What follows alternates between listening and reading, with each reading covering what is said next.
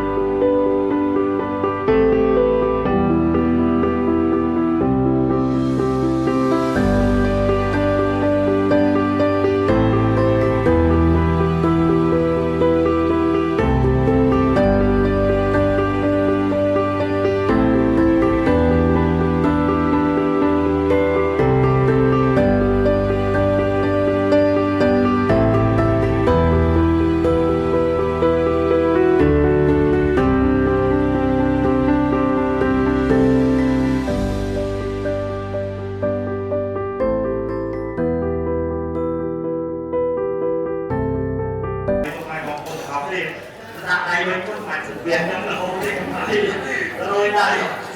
បាទក្នុងក្រុមពេញបានទៅជាមួយក្រុមបងប្អូនដើម្បីយកជាតាមបែប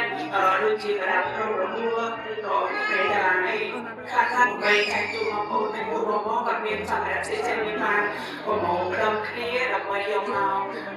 ទីតាំងរបស់នេះដើម្បីចែកជូនបងប្អូនជំនាញសិស្សដែលមកពីកន្លែងដែលមានបញ្ហាចឹងអ្វីដែលខ្ញុំតើអានេះគឺជាទស្សនៈចិត្តរបស់បងប្អូនមកពីពីក៏ได้ដោយតែកាន់តែព្យាបាលប្រមូលចូលគ្នាឬថាឲ្យតែយកបានជំនាញសិស្សគឺគាត់ស្លាយចិត្តគាត់គឺថាគាត់ខំខ្ចប់ខំអី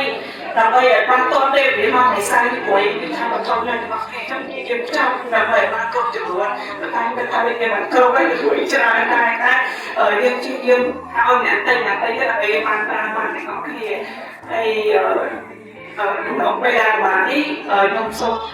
លើកទឹកចិត្តឲ្យបងប្អូនថែរក្សាសុខភាពមិនថាប្រការទៅចាស់ហើយសំខាន់គឺអនាម័យដើម្បីកុំឲ្យយើងអស់គ្នា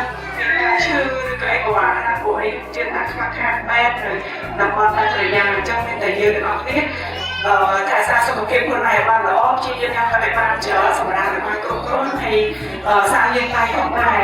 ហើយខ្ញុំសូមជូនពរឲ្យបងប្អូនជនភាសាទាំងអស់គ្នានៅទីនេះមិនក៏ដូចជានៅតាមទីកន្លែងនេះឲ្យជួបតែសុខភាពល្អសម្រាប់ល្អហើយសំខាន់សូមឲ្យប្រទេសជាតិយើងចាំទទួលបានជោគជ័យដែលកងទ័ពយើងហើយប្រទេសយើងទាំងមូលឆាប់បានធ្វើត្រឡប់មកសភាពដោយដើម